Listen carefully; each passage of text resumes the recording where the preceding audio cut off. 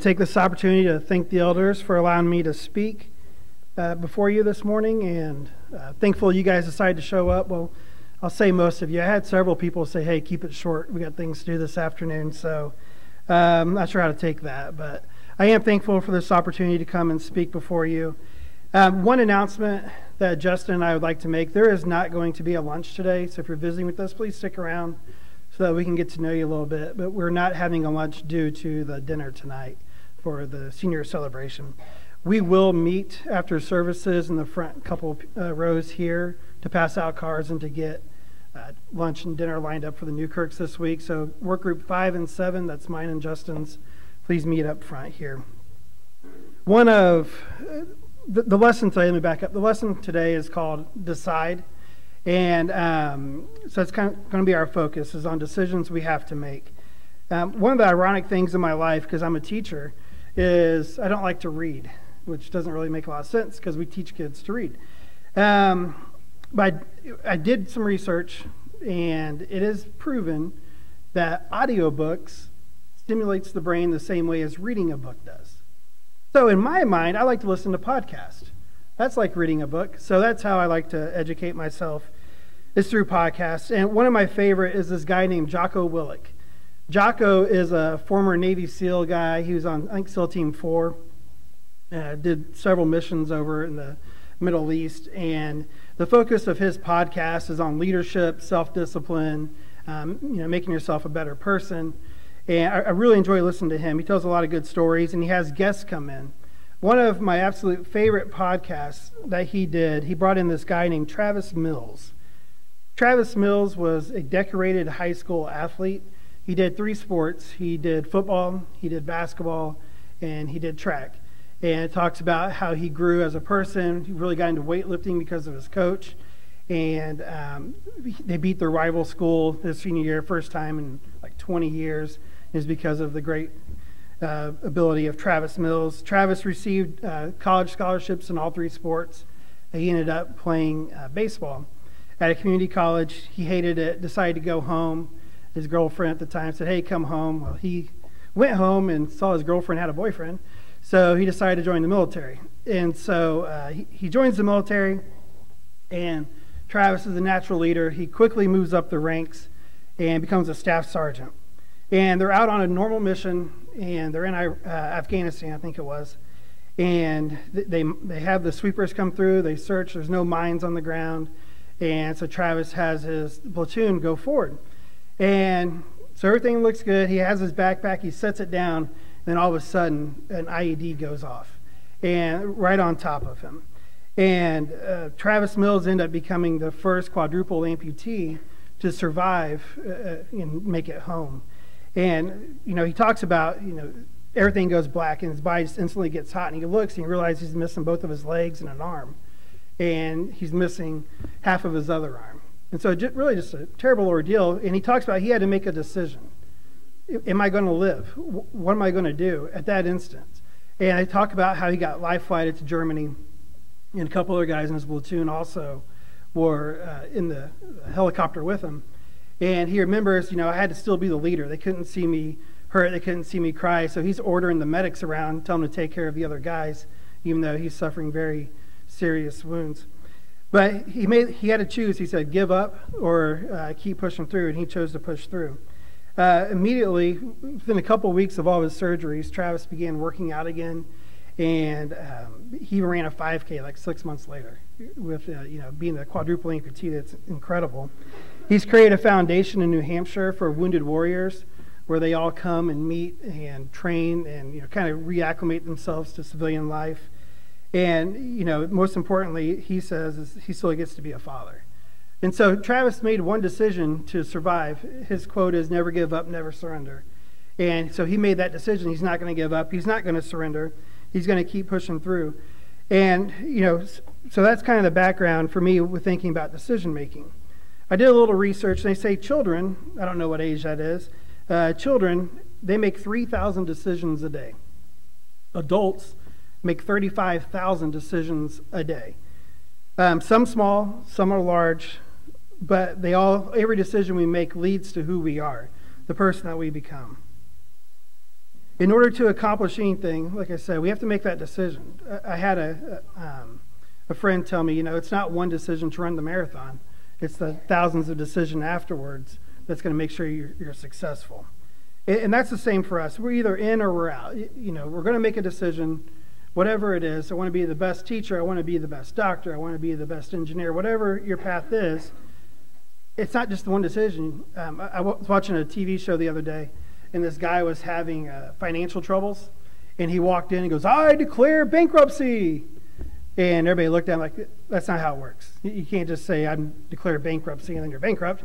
Right? You have to do a lot of different things to get out of that. And so it's following through and making the decision and then really living your life for that decision.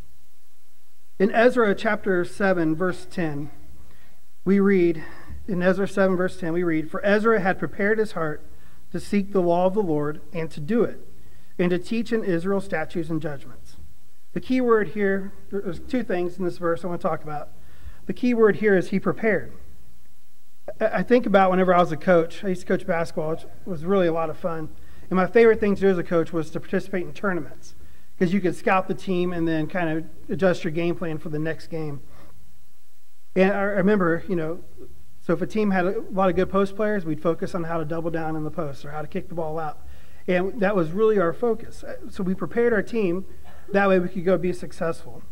The definition for the word prepare is to make ready beforehand or for some purpose, use, or activity. Here Ezra prepared in his heart, so he made a decision, this is what I'm going to do. But then the second part is, after he prepared his heart, he did it.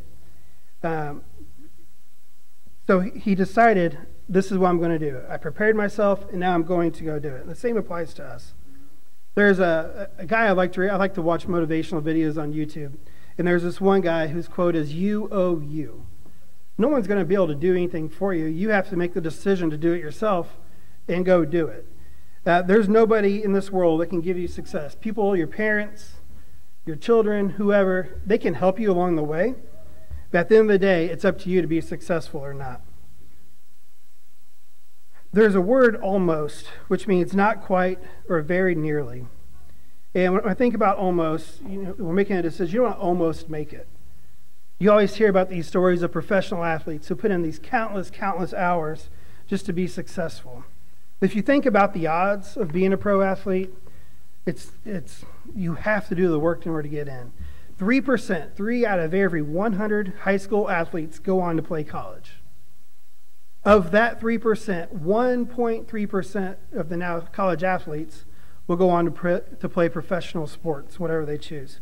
That means 3 out of every 10,000 high school players will get a chance to play professionally. If you aren't fully committed, if you aren't willing to put in the work, you're not going to make it. You can't almost make it, right? It's either you are or you're not. There's a TV show called Last Chance U on Netflix. It's about this community college in Mississippi. It's all these great Division I athletes who go to a big-time school, Florida State, Alabama, Auburn, Georgia, these big schools, and then they don't make it. And so this coach, he recruits these kids to give them a second chance.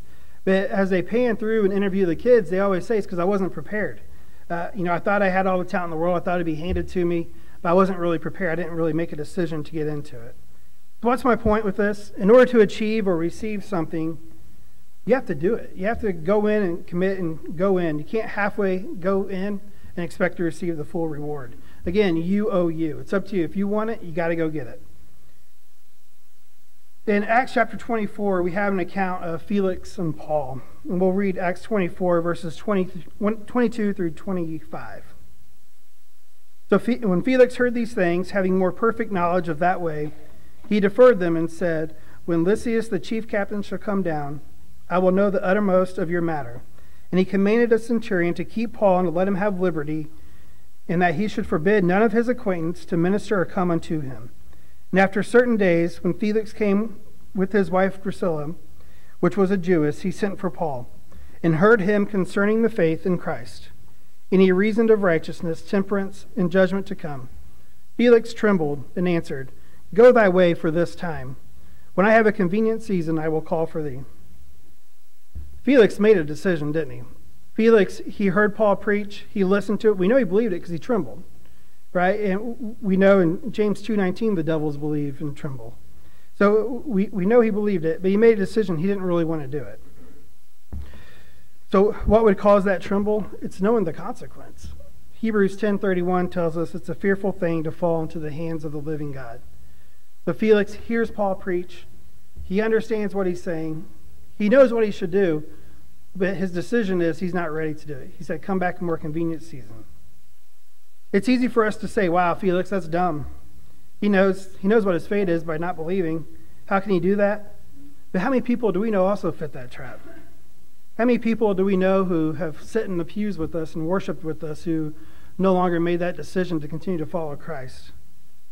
Hebrews 11:25 tells us sin is fun, it's pleasurable, and so it's very easy for us to fall into temptation and become an almost Christian instead of an all-the-way Christian. And again, you owe you. No one can help me get to heaven. It's my decision. You guys can support me. I can support you. But at the end of the day, it's the decisions that we make that help us in order to achieve our goal. So we realize being almost persuaded, being almost saved, that's not what we want to decide to do. Instead, we want to go all the way. We want to be a Christian. We want to receive the reward of going to heaven. There's a YouTube video. Again, I'm a YouTube guy. I don't know his name. I always have to ask Jason. How do you say this guy's name? It's like Shea LaBeouf, I think. Is that right, Jason? Close enough? No? All right. Go to YouTube, type in the phrase, do it, and it's the second one that pops up. At least it was for me. It's this guy with a beard behind a green screen. All right? And this is his video. I'm not going to do it like he does because he screams and does all this fun stuff. But this is what his video says. It's 1 minute and 4 seconds long. It says, do it. Just do it. Don't let your dreams be dreams. Yesterday you said tomorrow, so just do it. Make your dreams come true. Just do it.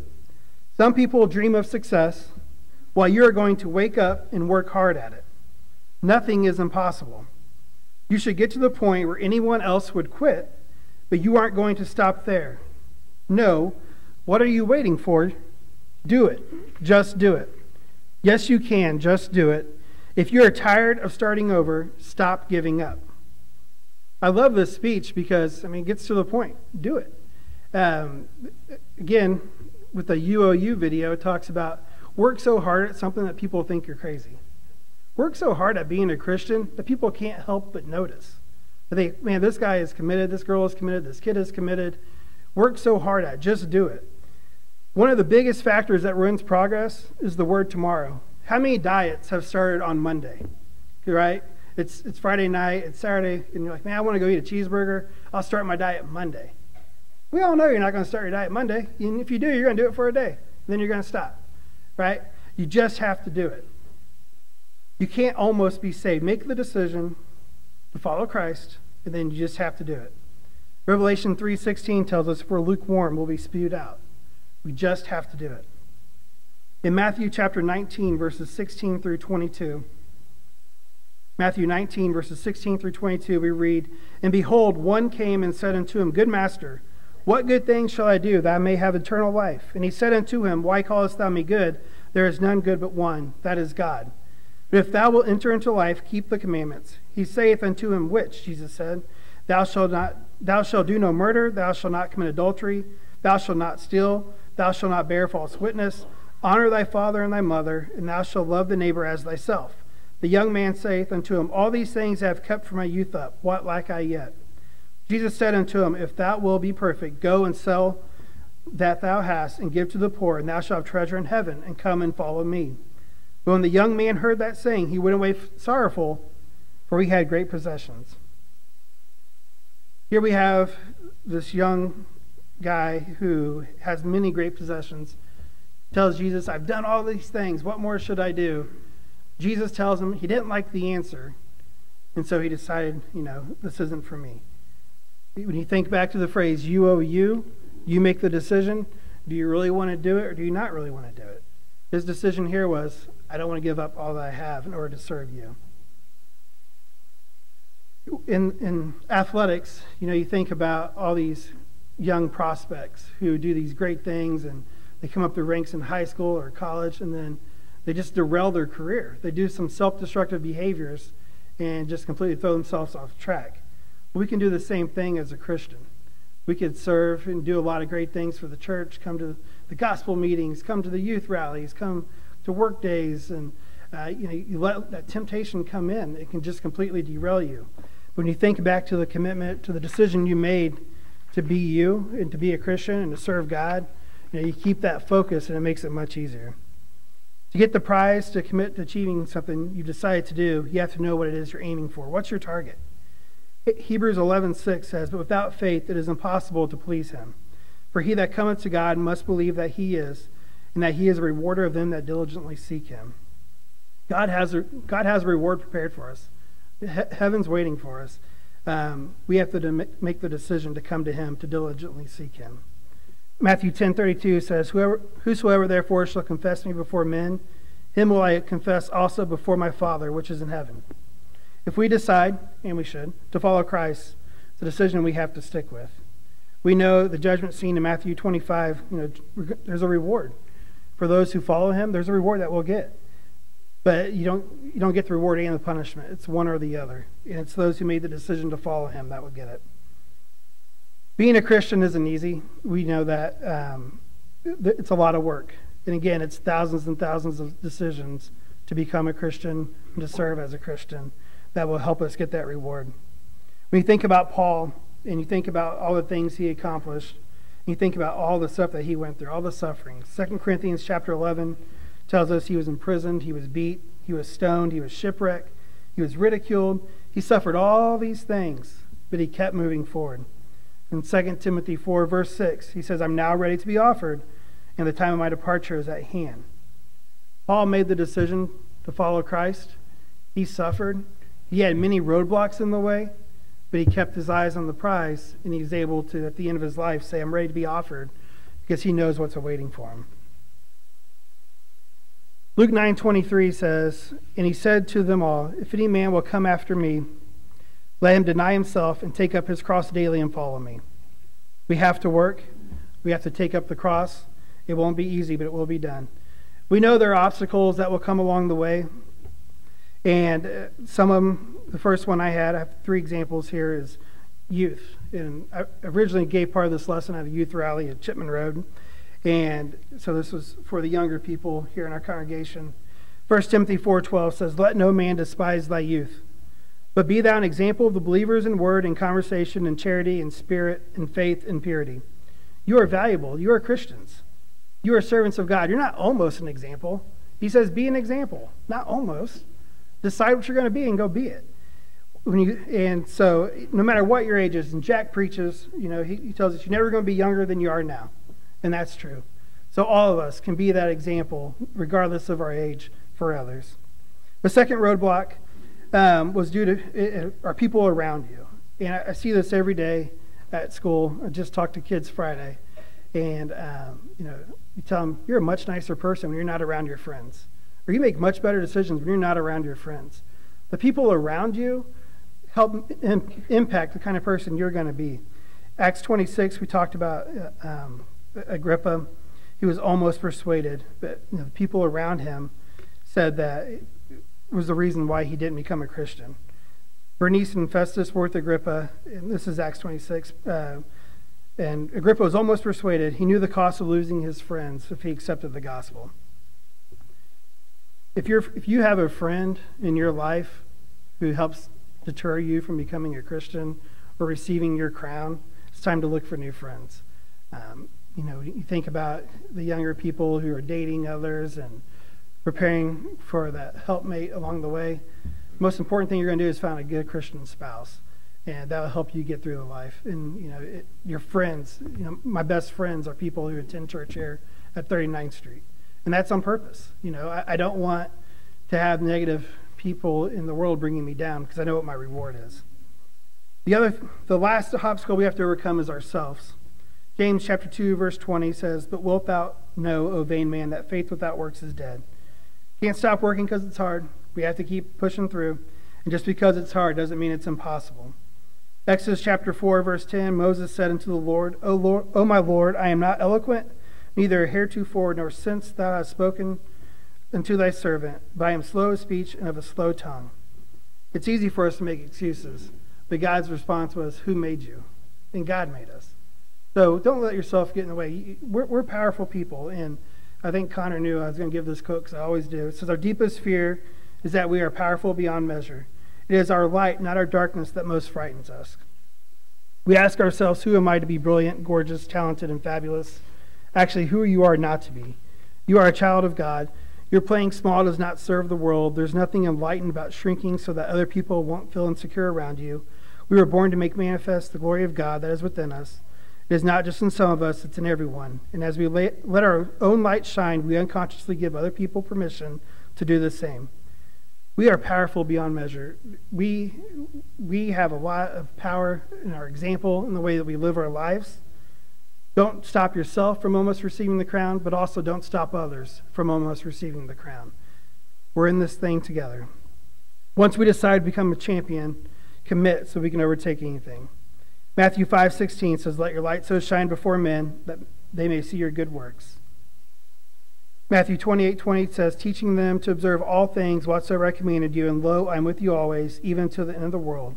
Amen. But who's always with us? God. Who made us? God. Who's going to give us a reward? God. So it's up to us to make that decision to receive it. Philippians 4:13 says, I can do all things through Christ, which strengtheneth me. There's no challenge we can't conquer, and no one can affect us. UOU, Revelation chapter 2, verse 10 and 11 says, fear none of those things which thou shalt suffer. Behold, the devil shall cast some of you into prison, that ye may be tried, and ye shall have tribulation 10 days. Be thou faithful unto death, and I will give thee a crown of life. He that hath an ear, let him hear what the Spirit saith unto the churches. He that overcometh shall not be hurt of the second death. So God tells us, be faithful unto death, we'll get a crown of life, and we shall not be hurt of the second death. The time is now. I think about Travis Mills, this guy who was very accomplished. He suffered a tremendous setback. You know, I can't think of what it would be like to lose all 4 limbs in an accident. But he made that decision. He's not going to stay down. He's not going to quit. He's not going to surrender. He's going to keep pushing forward. The same applies to us as a Christian. We want to go to heaven. We know what it takes to get there. We know it's not one decision. Hey, I'm going to go to heaven. It's every way you live your life in order to get there. Don't let doubt creep into your minds and let fear stop you. We know doubt can stop you from achieving your goals, and you want to become a Division I athlete. That's great. You have to work for it. You can't say, well, Robbie said only 3% of people become an athlete, so I don't know if I should. Put in the work and do it. Go for it. Don't let it almost affect you. Mary has a quote that she likes, and she tells Avery, it says, what if I fall? It says, oh, but my darling, what if you fly? And, don't look on the negative. Look for the positive. Will we make mistakes along the way? Yes, absolutely. But, I had a kid Friday on a field trip bring something to school she's not supposed to have. And as I pick her up, I tell her, I go, you know what? You made a mistake, and there's going to be consequences, and it's going to hurt, and I'm sorry. But this doesn't define who you are as a person. Same applies for us. We're going to go through life. We're going to make mistakes. But God tells us he'll forgive us if we ask him for forgiveness. Rather than living your life in fear, or living your life in a way that fears failure, live your life in a way that makes the devil fear how great you are. Remember, you are powerful beyond measure. It all starts with the decision. First, if there's someone here this morning who hasn't become a Christian, you have to first make that decision to follow Christ. Romans 10:17 tells us that we have to hear the word. And then Romans 10:14 says we have to hear in order to believe. John 8:24 and Acts 16:30 and 31 tell us that we have to believe that Jesus is the Son of God. And then we have in Acts chapter 2 verse 37 tells us we need to repent. And then we need to confess that Jesus is the Son of God. And then we have to be baptized. Acts 2:38 tells us to be baptized. You have to make that decision in order to be saved. But after that, you're not done. Like I said, it's not one decision. It's thousands and thousands of decisions that will help you get your prize. And once you may have made a decision to follow God, but something has derailed you. And we know that Revelation chapter 2, verse 10 tells us to be faithful unto death. And so if you have any needs of the congregation this morning, please come forward as we stand and sing.